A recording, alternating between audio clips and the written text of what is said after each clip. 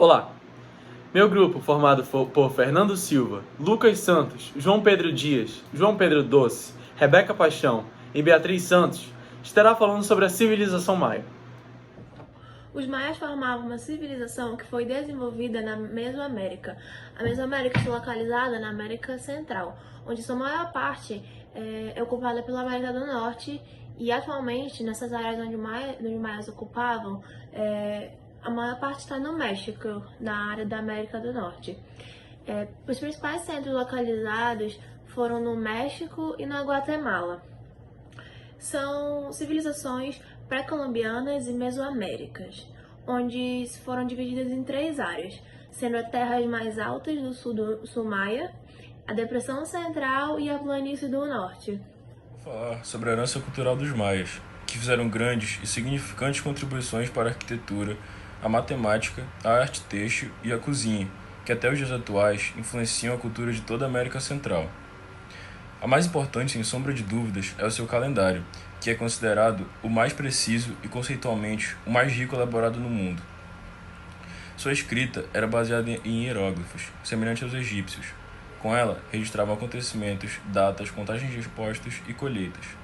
Na matemática, criaram e descobriram cálculos para conhecer o movimento do Sol, da Lua, dos planetas, entre outros astros, ajudando até mesmo na agronomia. Na arquitetura, é possível ver a influência de suas obras, monumentos e pirâmides pensadas através da física e da aritmética, até mesmo nos dias atuais. Na cozinha, foram os primeiros a cultivar o cacau e usavam bastante o milho, que é algo muito comum na América Central. Por fim, na área têxtil, a modelagem e a cor de seus tecidos guatemaltecos é admirada no mundo todo. Olá, professor, eu me chamo João Pedro, faço parte do grupo de trabalho de antropologia e o meu grupo ficou encarregado de falar sobre os maias. A característica que eu vou trazer hoje é sobre a economia dos maias. Bom, o principal produto que os maias usavam para a sua economia era o milho, além de outros produtos que eles usavam, como o cacau, como o algodão e o tecido, né? Outra prática que eles usavam na sua economia era o comércio. Eles eram comerciantes e faziam comércio com vendas de tecido, o algodão e o cacau. Eles usavam esses 3 tipos de produto para o seu comércio. Os maias ficaram conhecidos por conta de suas técnicas avançadas para sua época. Naquele momento histórico, os maias eram considerados povos bem avançados.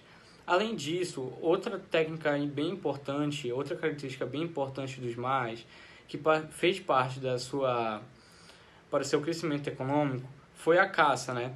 Eles usavam a caça para o crescimento da sua economia e usavam para matar tartarugas, macacos, antras e etc. Bom, os maias queimavam várias terras para exploração dos recursos. E essas são as principais características da economia dos maias. Eu vou falar sobre a formação maia.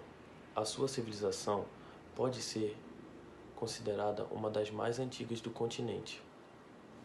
Inicialmente, o seu território era no sul da península de Yucatán, aonde hoje em dia o seu território é correspondido pela Guatemala e Honduras. Após o apogeu, eles tiveram que se mudar todos para o norte de Yucatán, onde eles se misturaram com o povo toleco que vieram todos de Tula. E isso viraram os maias. Mas os maias também são uma mistura dos nativos americanos que vieram do sul do México.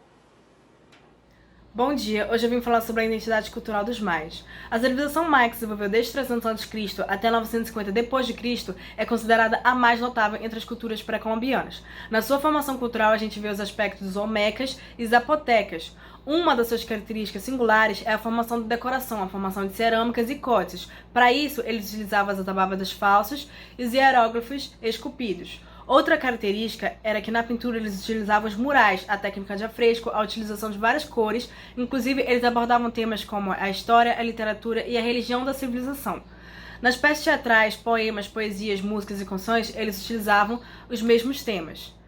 Eles eram politeístas, ou seja, acreditavam em vários deuses, e uma das atividades mais importantes era a astronomia. Inclusive, eles previam eclipses e eles desenvolveram um calendário de 365 dias.